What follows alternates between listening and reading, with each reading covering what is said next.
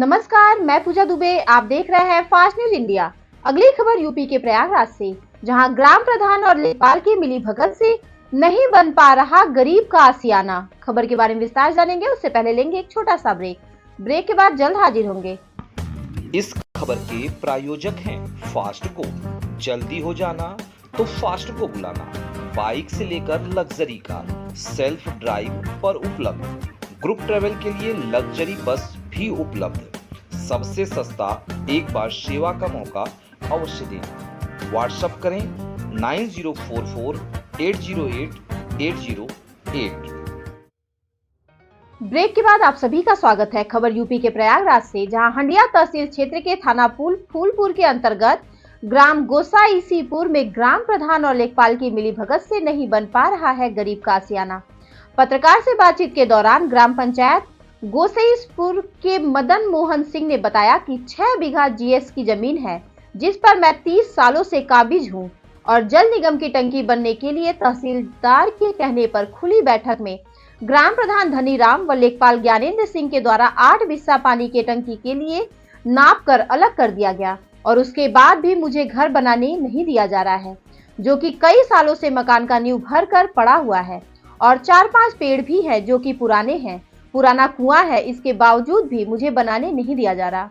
सरकार से यह अनुरोध करता हूं कि मुझे और मेरे बच्चों को रहने के लिए घर बनाने दिया जाए और इस कड़ाके की ठंड में अगर मेरे बच्चों को कुछ होता है तो इसका सारा श्रेय सरकार के ऊपर जाएगा।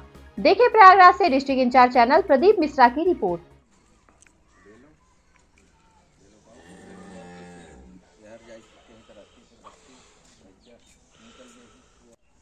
क्या नाम है आपका? मदन मोहन सिंह। कौन सा गांव है? गोसाईसीपुर। गोसाईसीपुर। तहसील हडिया। दिया। ब्लॉक प्रतापपुर है। क्या मामला है आपका? हमारा मामला ये है सर कि हम यहाँ से अपना घर द्वार बना रहे हैं। कमजोर आदमी हैं, दलित हैं, यहाँ के प्रधान हमें परेशान किया जा रहा है और इसके अलावा जो है पानी का टंकी का प्रस्ताव दे दिए और ये हमें सरकारी कानूनन हमें डिस्ट्रिक्ट जज से दिया गया था, आदेश मिला था। तहसीलदार के यहाँ से धारा 67 वापस लिया गया था। एक बार धारा 67 वापस लिया गया, फिर उसी धारा में हमें 20 साल बाद फिर से वही धारा 67 लगा करके हमें परेशान किया जा रहा है और माननीय न्यायाधीश के हिसाब में हमें तहसीलदार मैडम के सामने बातचीत हुई, खुलेआम बैठक में बातचीत हुई कि मैडम 6 बीघे 5 बिस्से का रकबा है, आप नपवा दीजिए, उसको ले लें। 1 बीघे 2 बीघे जो आपको आवश्यकता है, पानी की टंकी बनवाएं, गौशाला बनवाएं, हम खूब देने के लिए तैयार था। लेकिन प्रधान और ये लेखपाल नापने को तैयार नहीं हुए।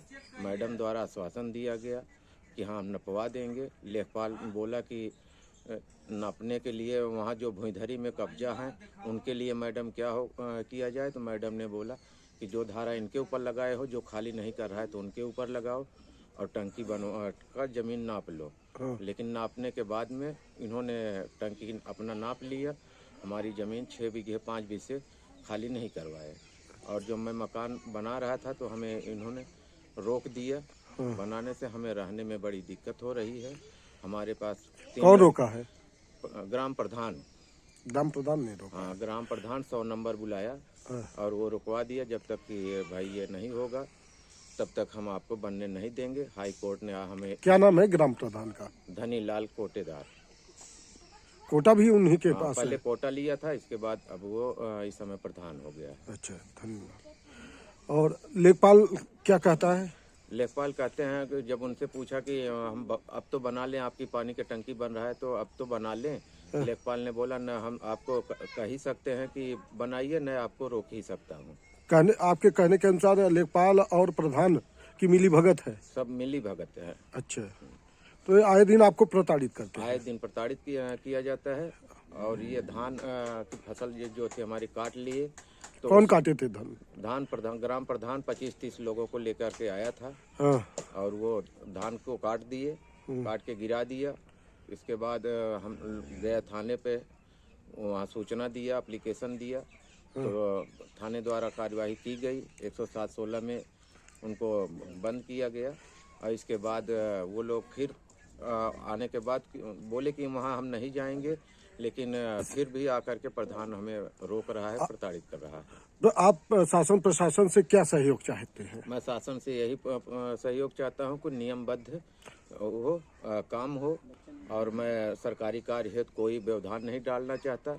मैं गांव के हित में ही काम करना चाहता हूँ। गांव का विकास हो, गांव के साथ साथ हमारा भी विकास होगा। सरकार से, शासन प्रशासन से हम ये सहयोग चाहते हैं कि हमारा मकान जो है हमें बनाने के लिए दिया जाए, और आखिर मौके पे लेखपाल, कानूनगो और तहसीलदार, एसडीएम आके मौके पे मुआयना करें, देखें। हमें पास रहने की व्यवस्था बिल्कुल नहीं है। खुले आसमान में रह रहा हूँ। इस समय ठंडी पड़ रही है, कोहरे की है, दिक्कत बहुत ज़्यादा हो रही है। हमारे पास 3 लड़के हैं, छोटे छोटे बच्चे हैं। हम भी असहमत हैं कि बनवाने में असमर्थ है, तो मढ़ा सड़ा रखने के लिए कुछ हमें मदद की ज़रूरत है।